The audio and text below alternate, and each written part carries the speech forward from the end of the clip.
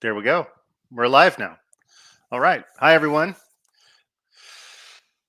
Welcome to the V Brown Bag Wednesday show. The V Brown Bag is an IT practitioner podcast that is done by IT pros for IT pros.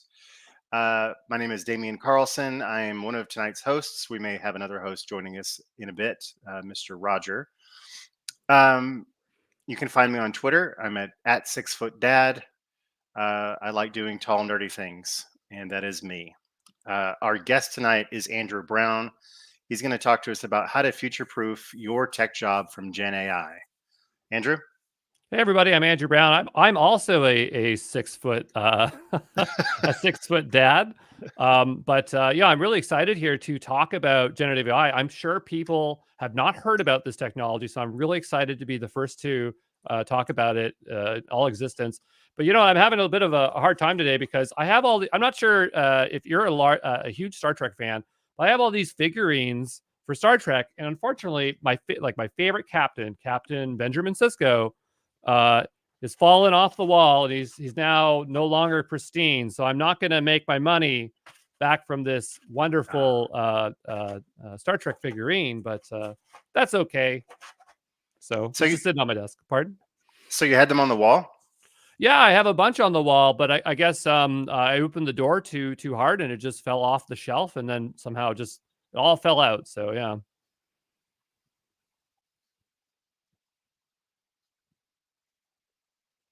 Sorry, my internet went weird. Okay. I thought it was me. I thought it was I thought I was being weird, but anyway, no. That's okay. So a very pressing question is, Sisko is your favorite? Yeah, I like Sisko. Sisko is definitely my favorite Star Trek captain, and I really like Deep Space Nine. But I like all types of shows, but that's definitely one of my go-tos. Mm-hmm. Yeah. I watched Deep Space Nine, but I'm definitely a Picard guy. So. Well, I mean, they're all great. But anyway, so I have a very well prepared presentation today, and by that I mean I literally have slides open because we're just gonna have a fun time exploring and seeing what we can unravel here, and we'll see what we can get out of my head, as I've been spending a lot of time in generative AI. As everybody else, my hate factor for GenAI is, I don't know, probably like a 7 right now, but I'm heavily invested in knowing as much as I can know about it. But let me go ahead and share my screen. I'm going to choose this one here. And what I would love to show here is this beautiful GenAI roadmap that I've been working on. And so I'm hoping that everybody out there can see it.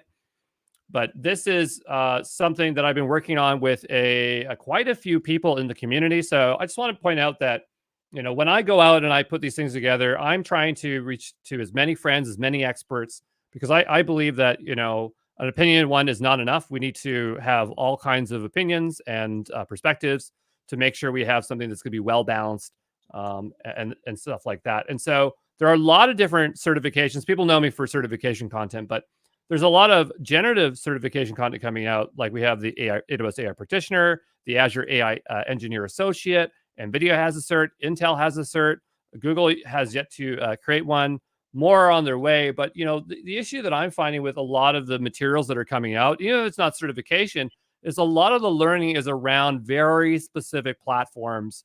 I don't think that that's the reflection of actually how it's going to be utilized, because at the end of the day, companies want to save money. They want to be able to have secure their data, et cetera, et cetera. And so I'm hoping that with this roadmap that we're getting a more realistic picture of what people actually want to utilize GenAI, and also that we can cut through that GenAI hype cycle and talk about where it's going to be useful and where it's not going to be useful, right? And what kind of skills that we already have that we can translate over to GenAI. So Damien, my question to you is, where are you at in your GenAI journey? Are you a GenAI Jedi now, or are you still a Padawan, so to speak? And we've lost your audio, but we'll give it a moment to kick back in. There we go. Yep. Yes. So there's this button called mute right? And Mm, I'm just learning about it today, but I'm doing my mm, best. I would say that I'm a Jedi Padawan. I am not that great with crafting the prompts, but I have had some good experiences with Gen AI platforms, Claude, ChatGPT, GitHub Copilot, Amazon Q, sort of. But they've also been kind of prone to make things up. So mm. that's pretty annoying, Yeah. especially when you know they're wrong. Yeah, and so I've had the same experience, but I've learned that every tool is built different, and there are ways that we can get the level of performance that we want out of these things. I think where a lot of people are entering into the Gen AI space is they're looking for that low hanging fruit. And what's the lowest hanging fruit? You open up something like ChatGPT, right? You start using it, and you expect good results. But the issue with just using ChatGPT vanilla like this is that you're not going to always get the results that you want. Whether it's ChatGPT, Claude Sonnet, or Gemini Pro, or whichever, or you download a model using Olama. And so prompt engineering obviously is very important to it. But like I know for I think Anthropic Claude, they in a presentation they said, if you use it, it's like, and you make a proper prompt document saying like the context of something, it's the difference between 30% and 70 to 80% performance, right? So it's like this huge jump. But the other challenge is that all of these models work a little bit differently. So your prompt document's not going to work as good here as it will elsewhere. And that's kind of a challenge, but definitely the entry point for a lot of people. And for those that are out there, you probably know that I'm working on a generative AI bootcamp. This material here that we're looking at the GenAI Roadmap is going to go into the GenAI Essentials free course, which is going to go out to everybody when I've finished the entire landscape of GenAI. But yeah, that's where we usually start out. And so here we are in GenAI. And the other thing is that everybody thinks GenAI, or mostly people think that GenAI is just text generation, right? But there are many modalities to GenAI. We have video, image, 3D, audio, and there's more than that. There's things for like a genomic coding. Um, but the thing is that the machine learning model is different for all of them, right? So for text generation, that's large language models. When we're talking about let's say video generation, that is, I think, like CNNs and other kinds of things. But when you look at Gen AI, it's just machine learning. So if you've learned any skills with machine learning, or if you've learned any skills with data, or if you learn anything with ML ops or data DevOps, you're basically just applying them over here, and you really just have to do a lot of work of remapping the language that is used, if that makes sense there. So, you know, oh, and I think, oh no, I thought Roger was in Roger was in here, but it was just my screen down below.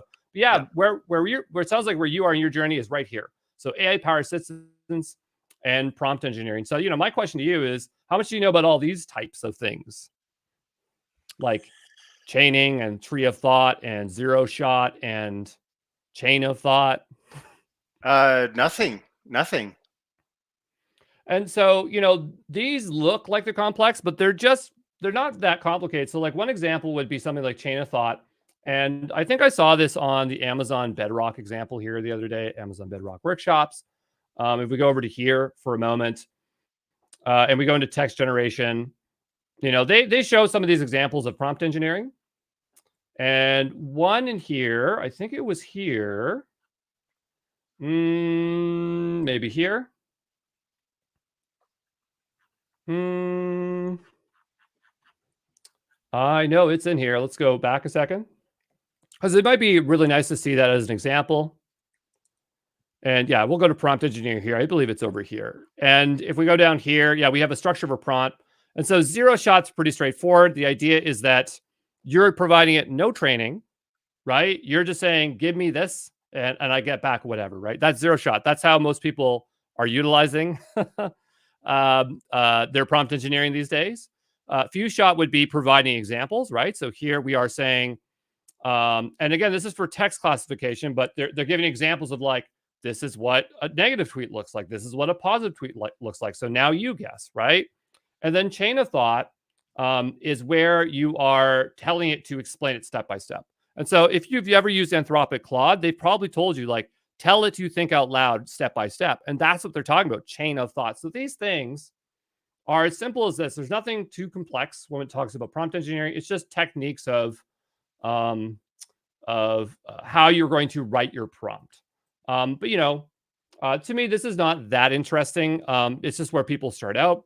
But after you get comfortable with your AI-powered assistant, usually the next place is you play around with a workbench or playground. So, Damien, have you had a chance to spend any time in workbenches and playgrounds? No. Now that I think about it, it sounds like Okay. I'm going to be perfect for your boot camp, Andrew.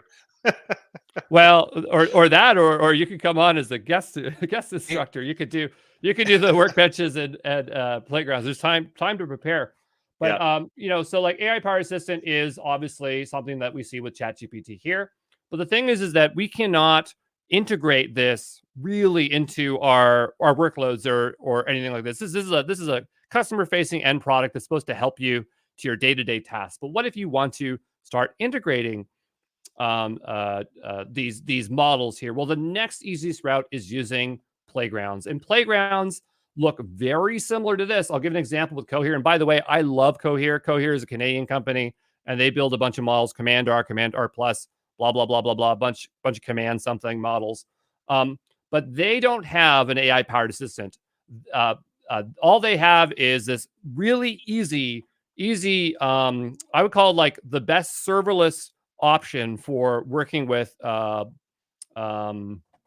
large language model that has lots of integrations into platforms. And so this playground looks like a very similar experience. I can go over here and just say, can you write me some SQL light code for a video game learning Japanese? Everything right now is me learning Japanese. So you're going to just see this 100 times over and over here, but we'll let this generate out.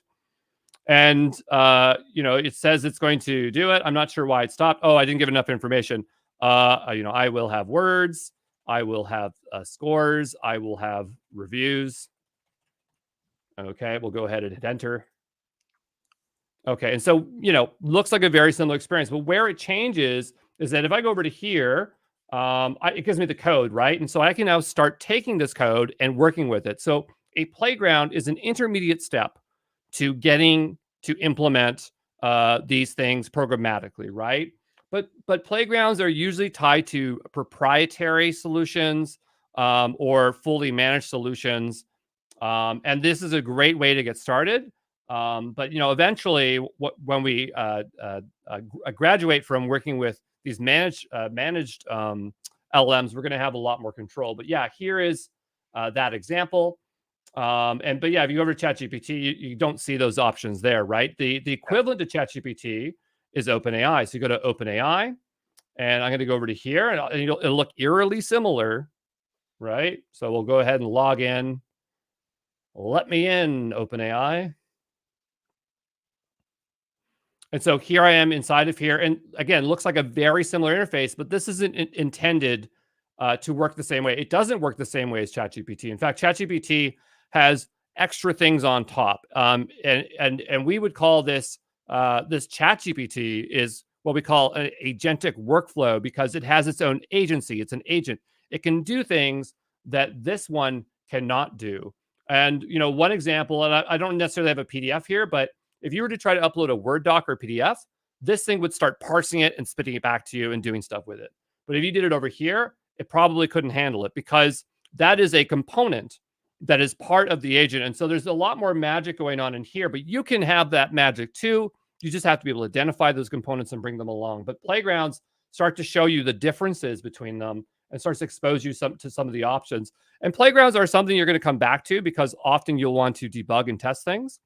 But that's there. There are other ones that you can get. Like I think it's like Web LLM is one I saw today. Was it Web LLM? I think this is the right one. And so this is one you can download where you can use in browser an LLM interface. So the idea is this one's more for like open source. It's like an open source playground because open source ones don't usually have a playground per se. So you'd have to have some kind of a generic one like this one. But let's go back over to our roadmap. And so we are here on the playground. So what would you want to know after you kind of start understanding that, oh, there's more than one kind of model and there's limitations of it? You probably want to know about those kinds of models. There's all different kinds. And the one term you're going to hear a lot is foundational model. Damien, have you come across this term, foundational model? What I does it have heard of sound that. like to you? Okay. Sounds like it's the very bottom. It's where you start, and then you Yeah. And build so, on top of that. yeah, I was a bit confused by this term because there's some other terms that are very similar. I'm sure I have a slide on this. We'll just go over to my slides. I got like hundreds and hundreds of slides here. Let's look for foundational model here for a moment. And so a foundational model, I would call it, is a general purpose model is trained on vast amounts of data. We say that a foundational model is pre-trained because it's fine-tuned for specific tasks. But this could also be called a base model, right? Or we could call it a pre-trained model. So just understand that it's not that those are like, it's just, it happens to be those other things, right? So it happens to be those other things in the state of the workflow or pipeline. And so if you see that term, that's what it's going to mean. So foundational model normally means like it's general purpose, and we could fine tune it further to do other things if we have those capabilities. And yeah, there's obviously fine tune models. You'll hear about instruct models and embed models. And I was confused about embeddings at first, but now I totally understand them. And embeddings are just a way of, and I'm going to see if I got a slide for this as well. I got hundreds and hundreds of slides. And so we'll go ahead here and see if we can find something about embeddings. So all embeddings are is a way of storing text data in a vector store database. So, just like a relational database stores information, you have relationships between tables, or like if you, let's say you have a graph database, which will store nodes and nodes will attach to nodes. A vector database is more just for general text, and you're just generally grouping them together in a space in terms of relationship, if that makes sense. So in order to take advantage of a vector store database, you have to convert things into embeddings. And models, LLM models that are specifically designed to do embeddings are used for that, right?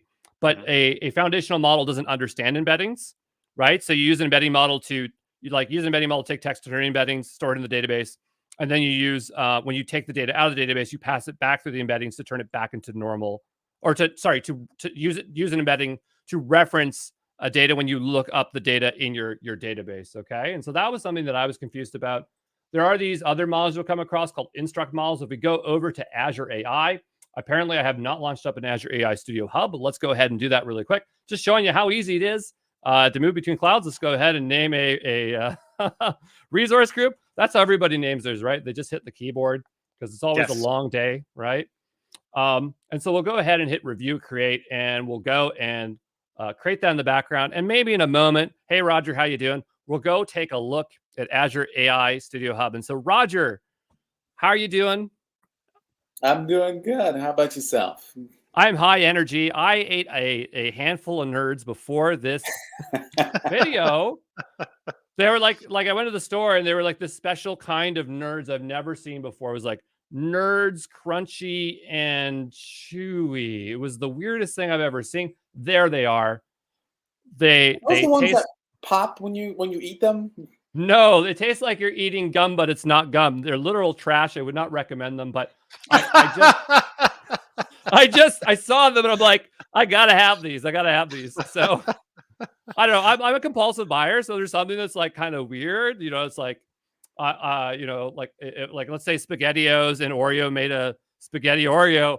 I don't care if it tastes bad. I'm gonna buy it for that experience.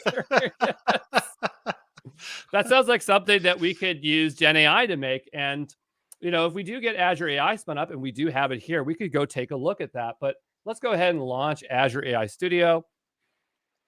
And if you do want to use something like Amazon Bedrock or Azure AI Studio to start working with models, just understand that you have to get access to these models. I know Azure AI Studio, it takes like 48 hours. You got to fill in a weird form before you can do it. Amazon Bedrock's a lot faster. But this is what all the cloud service providers are doing. They're trying to make it easy for you to work with, if we go back over here, with all these different types of models, right? So again, we said there's a garden or library of model. And I chose the word garden strategically because if you're over in Google Cloud. You can see I'm just all over the place here today. If you go over to Vertex AI, it's all the same thing, but they like to call their collection of models a model garden. Yeah, right here. So yeah. But if we go over to Azure AI Studio, we're in here and we'll go to the model catalog. And here we can see we have a bunch of different models if it decides to load here anytime today. And so somewhere in here, we should be able to find one called instruct. And only if you can type correctly. And so here we'll see instruct. And so instruct is a type of large language model, a foundational model that's been trained a bit further to accept instructions. So it already knows it just is not, it's not going to just like be aloof when talking to you. It's going to be like, give me instructions or tell me what you want me to write instructions on, right? So it's fine-tuned for that purpose. I never use them, so I don't know the purpose of it, but I'm really curious now, this because like I have the image of an Oreo and a SpaghettiO in my head. I want to go over to, let's say,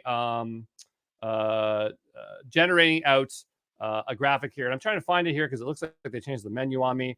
But somewhere in here, there is, you know what? We got to go into a project. That's why we can go and try to see if we can generate out a generative image. So, I guess I got to make a project too. And yep, that's an okay name for a project. So we'll give that a moment there. But I don't know. Is there any information, or am I just all over the place today? No different than any other time we talk to you. So, so I'm as chaotic as a person in the comments as I am on stage. But yeah, our project is spun up, and on the left-hand side we have images. And so there are many different types of generative AI models for this. And so I'm going to go ahead here. We have DALL-E 2, which I think is newer. I'm not sure. But I'm going to say Spaghetti. Actually, I don't think it's newer. Spaghetti and Oreo mixed into one. Let's see that product. Unsupported. I'm in the wrong region. And that's something that I encounter a lot with Azure, is that you have to know where these things are deployed. For some weird reason, most of their models are only accessible in Sweden. I don't know why. Something the Swedes are doing over there. Sorry, yes? That's interesting. I know, right? So, but you know what? If we can't make images in here, we can go over to Amazon Bedrock and do it over there as well. I'm so insistent to generate an image of Spaghetti Oreo. We'll go over to here. And we'll just go ahead and select a model. And I have Stability AI. And I think Amazon has their own, which, by the way, Amazon is awful at making models. They're just horrendously bad. And you might have heard of like Alexa. I have like one in every room and in the bathroom as well. It doesn't matter where it is. There's an Alexa in the room. And so, I think that we're going to see AI-powered Alexa. And it's not even using their own model. It's using Claude. So it shows how much confidence AWS has in their own model. We'll go utilize SDXL, which is Stable Diffusion XL. And let's go ahead and see if we can create Spaghetti and Oreo as one. And I'm thinking this time we can do it. Do we just want one? Yeah, one's fine for now. And we'll go ahead and generate that out. I wish I had water. I don't have any water. It's empty here. So that's not what I wanted, but that looks like something Buddy the Elf might like. Yeah. So, but you could see here that it's always hit or miss. But another one that we could also try is Grok. So I'm not sure how much people are using Grok these days. And I'm supposed to be in Twitter, right? Let's forget it.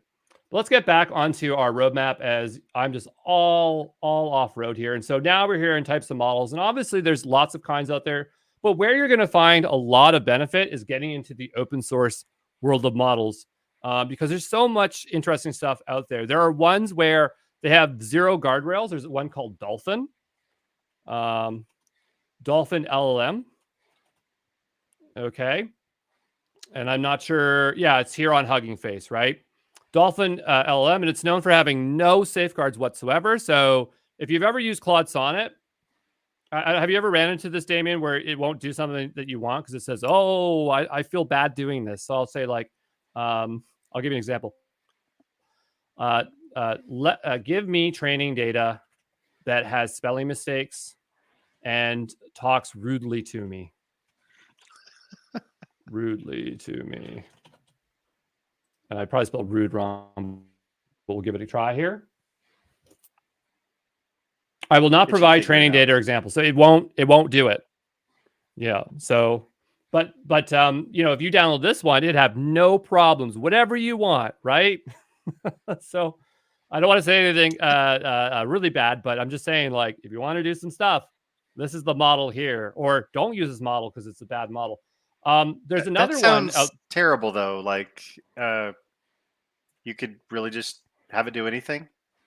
You could have it do anything. Yeah. I mean, as long as the data's in there, like there's no safeguards whatsoever. And so there's people out there that think like, you know, everything should be whatever, right? Like there should be no restrictions, which I don't know why they think like that, but I don't know. I mean, listen, ChatGPT and all those, they put in these usage parameters for a specific reason. I mean, you definitely don't want to use a model that's going to offend anybody or say something offensive. You know, it's not even really about offending to me. It's about causing like actual harm, Harm, right? yeah. Like I remember when ChatGPT first came out, I was asking it, you know, how do I make explosives? Right? Like, why not? And that could cause actual harm. So yeah. Absolutely. Yeah. And that was the example I was thinking of. I just don't want to get you demonetized. And so sorry. Oh, it's okay. It's your bread and butter there. But there's another model out there called Granite by IBM, and their model is trained on data that has not been that's like 100% like they're allowed to use it. It's not like stolen copyrighted materials or questionable materials. And so you know, their thing is that they can prove, because it's truly open source. It like they can show you, like they can tell you exactly what training data was used, so that there's no dishonesty going there, right? And so that one's kind of a very exciting one, but I have yet to take it for a spin. But there's that. There's edge optimized models. So there are models that are coming closer to working on our phones. So that should be very exciting, right? I think that hardware is evolving. There's a company called, I think they're called Qualcomm. They're the one that makes Snapdragon chips and things like that. And so models are being fine-tuned specifically for these low-powered, low CPU devices, but they're obviously the architecture supports it, which is interesting. So once you Isn't that what they've been advertising about the new Google Pixel with? I don't know, but I would assume that they are AI powered, right? I would assume that they could handle those workloads. And we could talk also about AI powered or AI PCs, which are going to be a big thing soon. So I'm not sure if anyone's heard this term yet, AI PC. I'm not sure exactly who's, I think it's like all the big hardware companies, but here Intel's talking about it, right? But the idea is that an AI PC is one that is equipped, it like has architecture that is designed specifically for running, like even if you don't know how it works, like let's say you download the model and some program just calls it, it can do it. If you have a Mac M1, right, or M2, M3, M4, technically that's an AI PC because it has that weird combo of CPU, NPU, GPU, right? But I think that the big chip makers are making it more like they're doing something extra there. But Apple is obviously innovating there. But we saw a little bit. Serious? Andrew, I have a curious question. Yeah. Out of all the providers that have been making these models, which one do you think has had like the leg up and is best in the industry, and why? I mean, it really depends on your, you know, that it depends comes question. It depends on your use case. I can tell you what my favorite ones are. I really like Cohere because it has it's fully managed. It's serverless. It has a great developer experience. You can download the model. So if you want to eventually deploy it in your own infrastructure, you can do that. It's not open source, but it gives you a lot of great stuff, right? So whether you want to, and you can use it in any of the models of service. So to me, that one gives you the most flexibility. It works really good. It's a good size. Not a lot of people are talking about Cohere for some reason. I don't know why, but I think it's because they don't have an AI-powered assistant, right? So Cohere is one that the Command R, that's their models, Command R, Command R Plus, I think are definitely worth checking out. And I've had great performance with it. Gemma 2 by Google is really good as well. I think it's open source, but or it's at least you can download it. And so that one performs extremely well, but it is a bit more of a memory hog than Command R. But yeah, it just again depends on your use case. I would say that you can take if you know how to fine tune a model and do more of the ML stuff, you can make these tiny models like sing, right? That you won't even care about, choosing the best model because you can just fine tune it for your needs. There's a company called Predabase, and their platform is all about fine tuning models at cost. And so there's a bunch of models on here that you can fine tune. I think they have a good graphic somewhere here. I'm not sure where it is, where they just talk about, I'm not sure where it is, but they talk about fine tuning a model versus one of these larger models and that they're outperforming.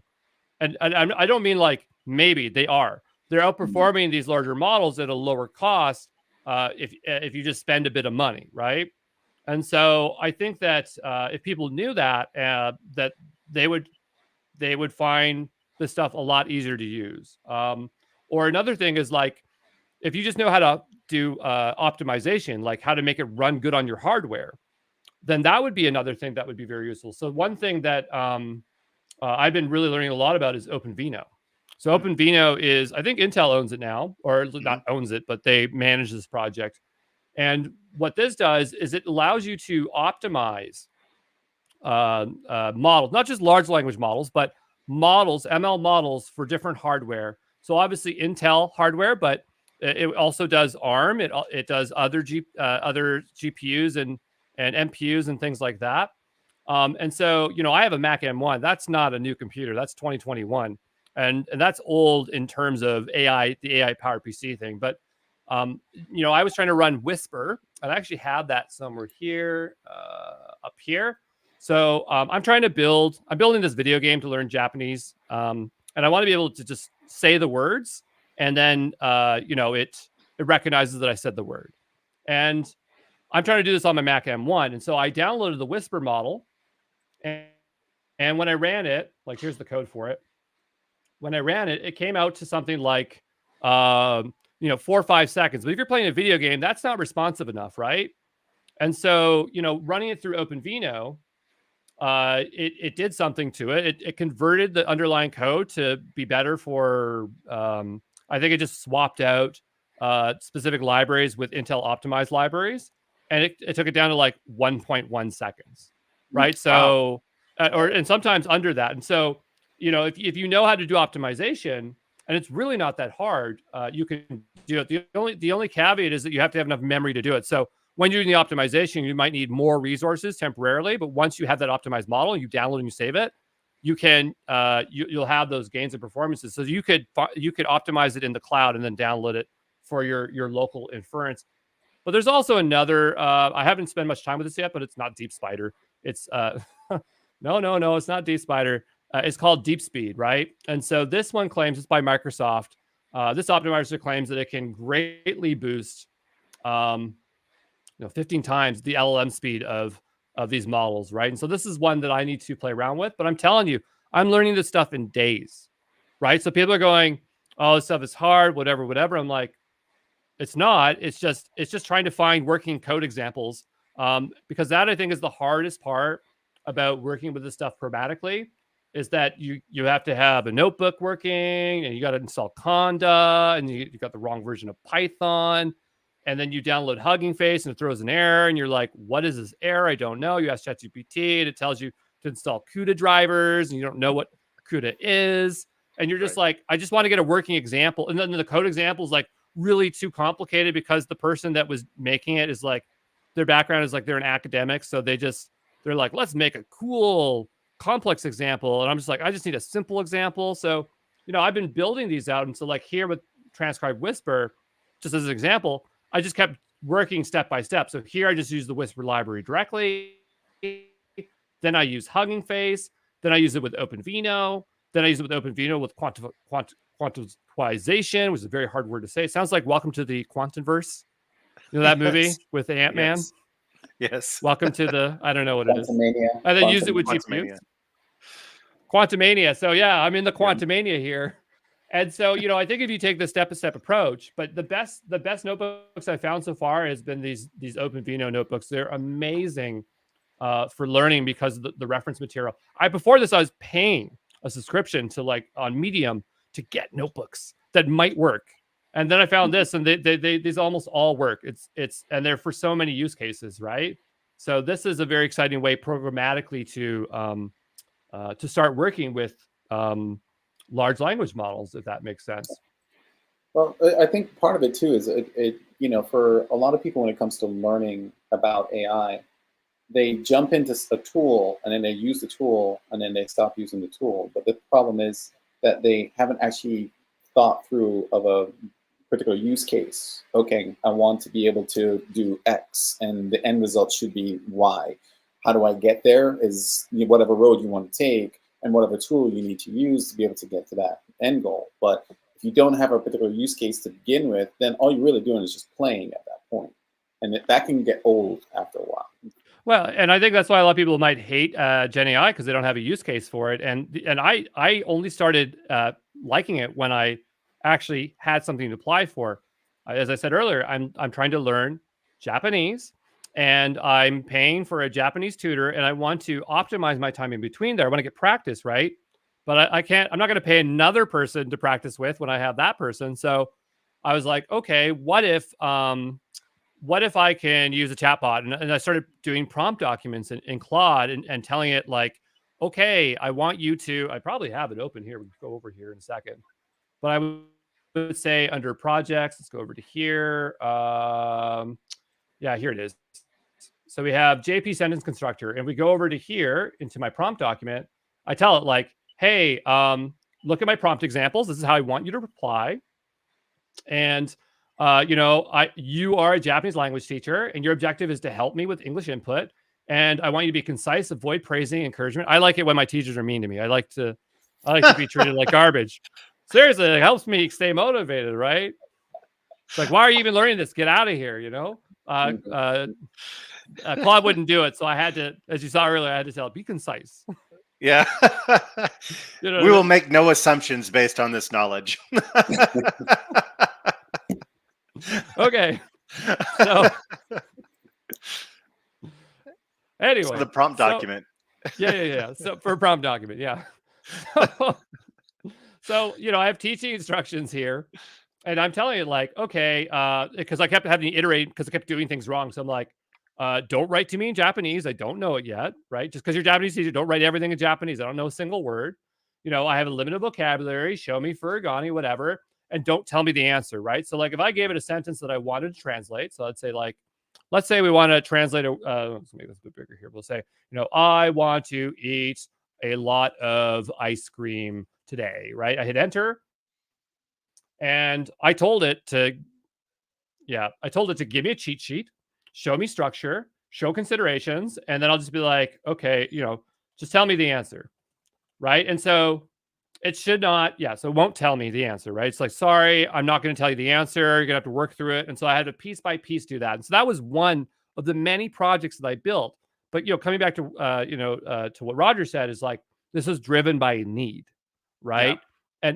And it's unbelievable, like how interesting it was. So like that was one project. Another one I made was sentence constructor, which, oh no, sorry, that's the same project, Q&A enhancer. So another thing I was doing with a Japanese teacher was I'd have a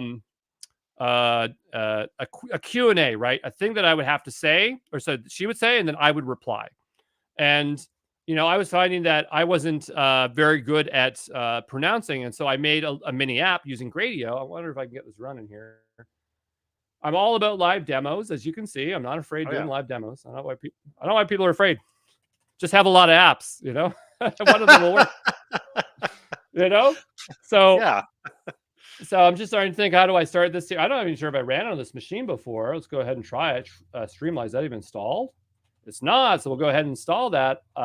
Python hyphen. Oh no, it's not Python. Pip hyphen R. Or sorry, pip install My primary language is not. Oh, am I just here by myself now? No. I the little picture-in-picture was obfuscating the bottom of the Oh, screen. okay. Yeah. I was like, what? No. I just hit Okay. us so we could see the screen. I see. So like here, I'm going to do like a pip -r requirements. I could launch this in Gitpod. I usually use Gitpod for this, but it only takes a second. But Streamlight is something I learned. There's two, Streamlight and Gradio. So this one's really, I mean, it's okay for what you want, but like Streamlit, if we'll open up here while this is installing, shouldn't take too long, is a fast way to build apps. And so people in the data world, they just want to have an app. They don't want to learn how to code. And so this thing allows you to write interfaces in Python, right? So if like you wrote this, it would produce that. And they have this huge gallery of components. But the one thing that they optimize this on is that because they have so many examples, they made it so that when you use ChatGPT, it's really good at making apps for you, right? And so you basically can say whatever app you want, it can basically produce it pretty close in Streamlit. It's not like as good as you making it yourself, but it can get a prototype in seconds. Another competing one is called Gradio. It's a little bit different. Gradio is more useful if you want to give someone a link to, you like build a prototype and you give them a link and they can start working with it. And so this was something that I found out about. But anyway, let's go back and see our install and see how that's going. And it might be done. It is done. And so I'm going to go ahead and there's two parts to this app. So I'm just going to go ahead and open up the server first. And so we'll say Q&A enhancer. And so this one's going to be Python main. Is it Python? Is that my command? No, see, it's Python 3. Python 3 server. There we go. Okay, so, and this is why I have all these backups here, but I can do the same thing over here, and we can go over to GitHub, and we'll just go to Omen King, JA Teacher. That's what I love about the cloud. It's like I got all these backups. I got Shala hooked to Gitpod. If you've never used Gitpod, it's great. I've not used it, but I hear good things about it from her and Chris. Yeah. So yeah, you just press a button and it spins up here. And the nice thing is, like, obviously this one's janked. I've been doing all these weird installs here. But like, you get a fresh environment every single time. Doesn't have any AI stuff attached to it though, unfortunately. We'll go ahead here and I'll just go ahead and try this again. So this will be Q&A enhancer. And this will be pip install -r requirements. Oh, that's hard to spell. I need AI for that. And so this should install pretty quickly. And while that's installing, we'll go back and take a look at our roadmap, which we're over here. But yeah, I was talking about, like, after you learn about the types of models, then you might want to use a model as a service. And that's where we saw Amazon Bedrock, right? Or Azure AI Studio, where they have a bunch of models in their model catalog that you can deploy. And these are great because they're trying to like buy you into their entire ecosystem. So they go, oh yeah, you deployed a model. Now, if you want, we have prompt flow, which gives you a way of orchestrating multiple LLMs with other stuff. Or if you need RAG, everyone talks about RAG, retrieval augmentation generation, which, by the way, is like, I thought there was more to it. I kept thinking like there's more to RAG. It has to be some kind of weird thing with vector databases, but no, it just means like going and get data from anywhere. Yeah. And like, it's just like, it's like a fuzzy term. And so they have like a built-in RAG thing, Azure AI Search, and it's okay. But you know what I find is that there's so many good open source products that I don't even really need all the stuff that they're providing here. Unfortunately, I've made full courses on the entire scope of these things. And I'm going, that's nice. But once you know how to use Llama Index or LangChain, which takes a day, which has a same functionality, you're literally saving like tons and tons of money. So I'm not even sure why companies are going to use this. To be honest, like Amazon Bedrock's okay. Azure AI Studio is really good. Vertex AI is amazing, but why when cost is such an important factor? We'll go over to here, and again, I just want to show this because I never get to show anyone my little projects, and I love to show them off. And so here I'm going to go ahead and type in Python 3, and this will be server. So there's the server. There we go. See, no problems over there. And we'll go back into Q&A here. And this one's going to be Streamlight Run app. I cannot believe that I'm like so reliant on my memory. It's terrible. I should write things down. So we're going to open up maybe this one. Nope. It is this one here. And there it is. So like, here's an example where I told ChatGPT, said, go make an interface. And I said that I have this format of documents, right? And if I press this, I'm not sure if you hear it, but it's playing the sound. And so I can go over here and say, show me the Romanji, break down the grammar, things like that. And this really helped me drill and prepare. But where I used large language models was to take the format from my document. So I have like study documents like this, right? And then I had to figure out, okay, how am I going to take this document and then translate it over? And then I asked like something like ChatGPT or Gemini Pro, which is, by the way, really good with PDFs, to translate it over to format so I could insert it into here. And then obviously like audio, which is speech to text or text to speech, is GenAI. It's not a large language model.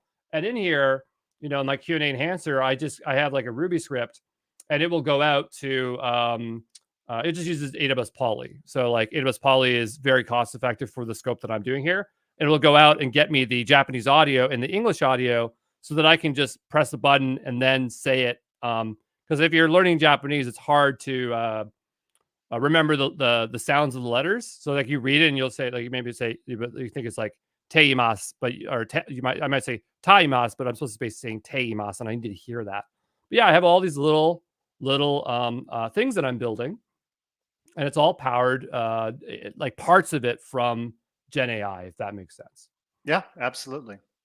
So I've had a few questions in here regarding your upcoming boot camp. Is there any information you're able to share? So the boot camp is going to be either, I think it's going to be the third week of January. So we're giving ourselves a lot of time to prepare to make content. I'm trying to make it for all levels because there's people that are coming in and they might be where you are at, where it's just like AI powered assistant, right? And maybe that's all you want to do. You just want to max that out. And so I want to have a track for that, or whatever. But yeah, third week of January is the boot camp. It's a 6-week boot camp with multiple tracks. Yep. Oh, amazing. So have you, do you have a syllabus available for that yet, or is that still to be announced? I have one. The way I build out my curriculums is I build them in the open. And so right now it's under review with multiple people that I'm talking to that are more knowledgeable, like academics in the space.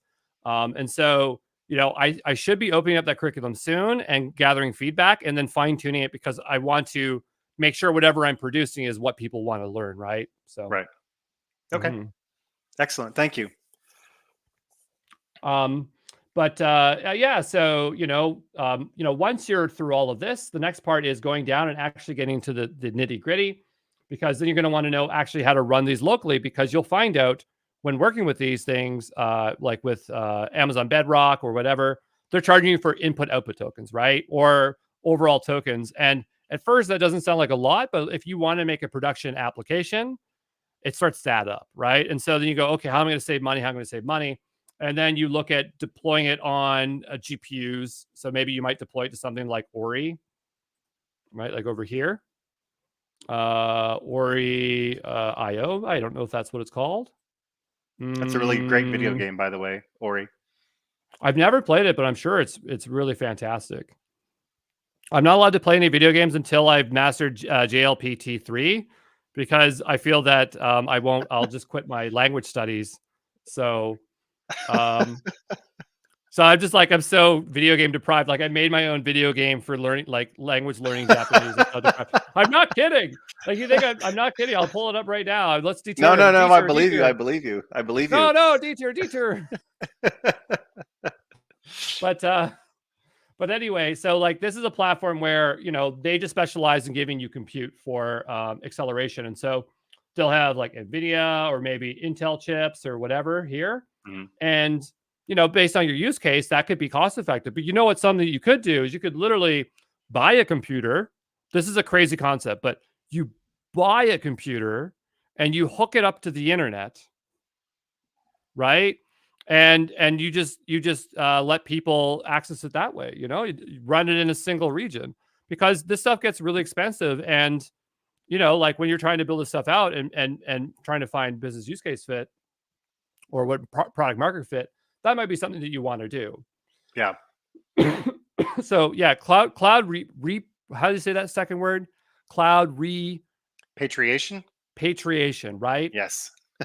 And I feel more of that coming, especially with these hardware demands that organizations are having. And we could go talk about how bloated these CSPs are becoming, and they haven't really delivered on that promise of that 12 years after we've been using their platforms. But once you start downloading, you might say, okay, I want to work with LangChain and Llama Index and have all this flexibility, and go to Hugging Face where we can download all these crazy models. Like I just want to run Japanese speak really good on my computer. And so like somewhere in here, I think it was talk check here, I was downloading like a distilled version of Whisper, and then there was like another one that was made by a company in Japan that was specifically for Japanese for Japanese, like a corpus of Japanese it was trained on. Mm-hmm. And once you get into that, you get like, and then you think, okay, now I can optimize that model. And so now you get that performance down really, really low. And now you have a thing, but you now have to deploy it on your own hardware, right? Yeah. Or somewhere. So, one platform that I find that is really useful for that is Intel Tiber Developer Cloud. I don't know if NVIDIA, I keep looking to see when NVIDIA and AMD will do the same thing, but Intel Tiber Developer Cloud, it just used to be called Intel Developer Cloud, but they threw in that Tiber.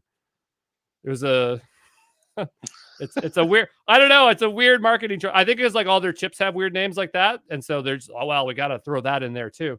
I thought it was a chip at first. Yeah, well, it gives them something to trademark, right? Good point. Yeah. Mm-hmm. So Tiber, what does that do for us? Well, so Tiber is nothing complicated here. It's just they have compute here, like virtual machines and bare metal. One thing I really like here is that they have this training facility. And so like, let's say you wanted to work with NPUs, AI accelerators, those things that are really expensive. This is like one of the few places that you can work with enterprise AI inference. Like for whatever reason, they're making it available for now. I keep circling this. This is not Gaudi. Here it is, Gaudi. And so, I think that is just like, for whatever reason, Intel's making this available. I think everybody should try this out because it gives you an idea of like how fast these things can be.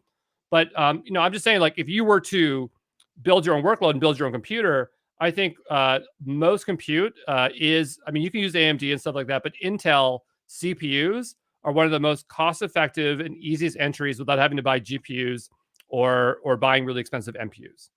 And so, you could buy a mid-tier computer, but you could try to find the CPU on here first, right? So you have the same CPU and run it. And then if it works here, then you can go buy that hardware and commit to it and then put it in your place. So that's kind of how I look at this platform. They're trying to make it something more like, oh, you could do everything. But I'm like, no, you only got 2 regions or 3 regions. Oh, they got 3 regions now. So, I look at it as a way of exploring that hardware. Could you do it with AWS? Kind of, but they put so much stuff on top of their thing. I feel like it's not going to really mirror that infrastructure. So this is just kind of a way of playing around, so to speak, right? So, but yeah, there's a lot of solutions. What do you want to do? Serverless or mirror your own hardware? But I think hardware is something that's like super, super, super important. Super important to know. Like, I think that you should know the difference between a GPU, a CPU, and an NPU. You need to know about these underlying frameworks because when you start to get into this stuff here, it comes down to optimization and what can you run it on, right? And so, I think that, and I've been spending the last year becoming more of a hardware person. I'm not sure how well you folks are with your hardware knowledge, but I'm always like the last to remember any of this stuff. Or I haven't done anything really hardware related in a long time. So, I spend a lot of time in Azure or AWS.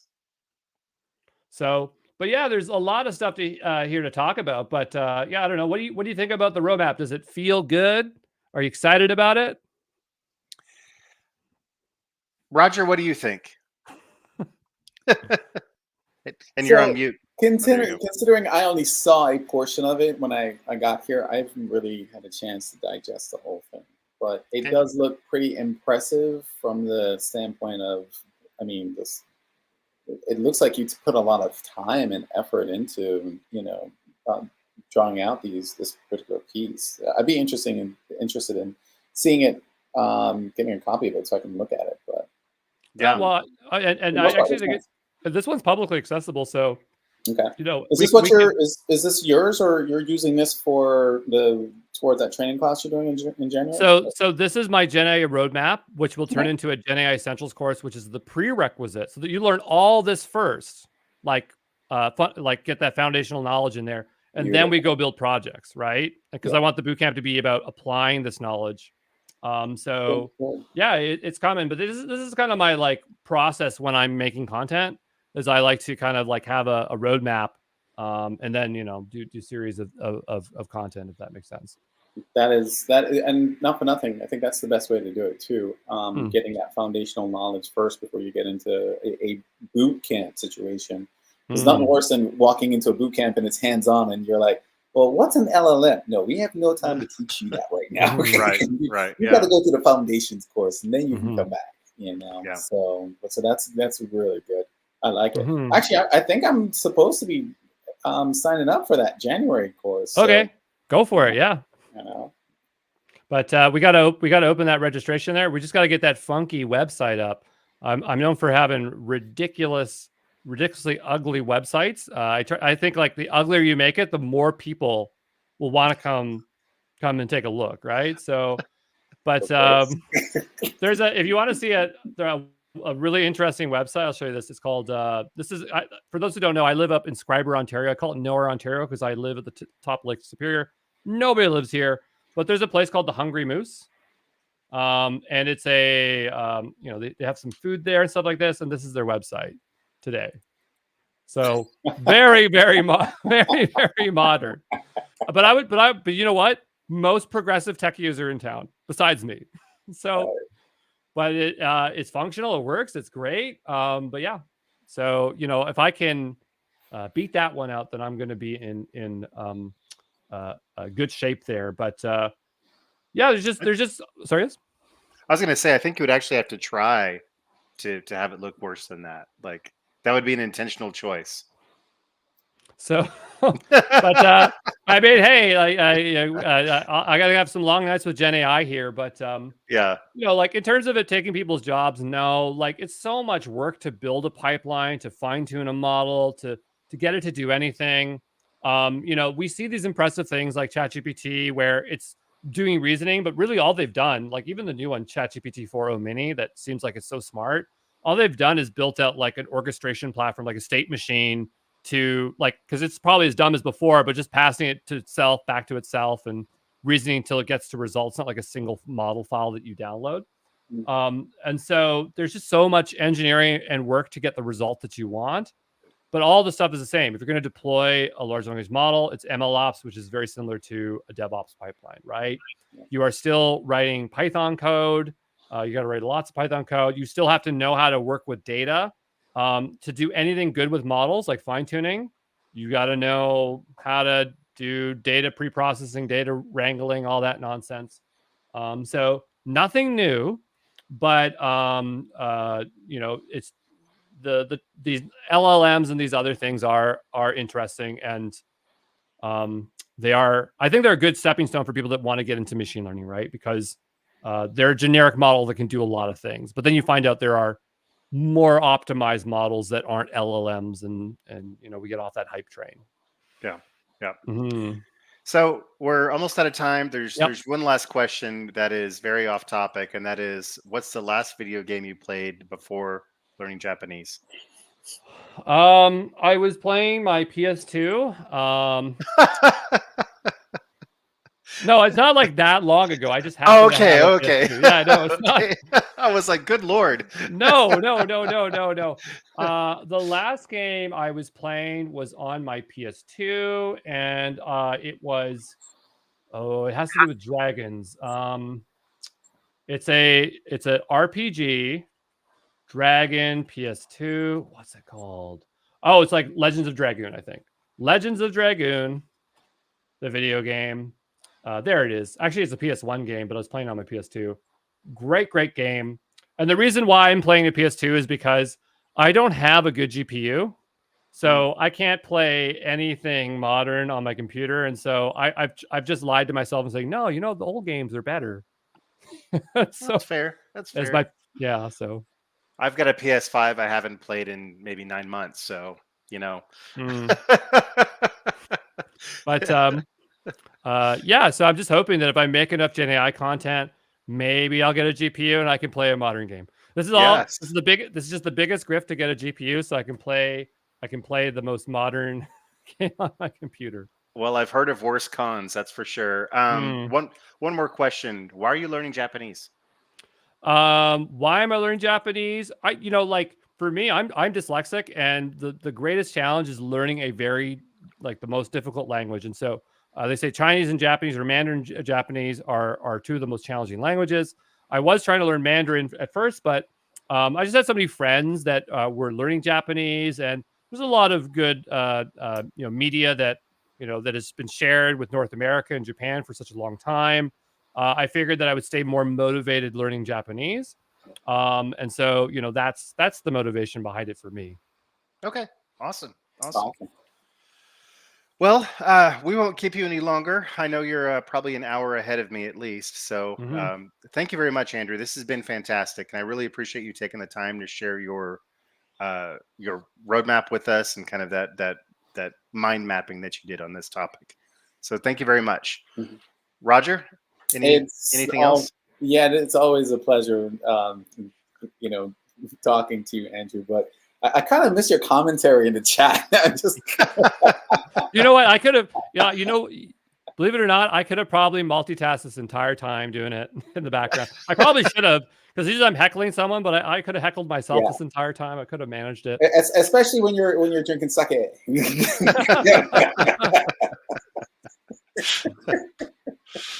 All righty. I'm going to go ahead and end the stream now. Thanks, everyone. We'll catch you all next time. Good night.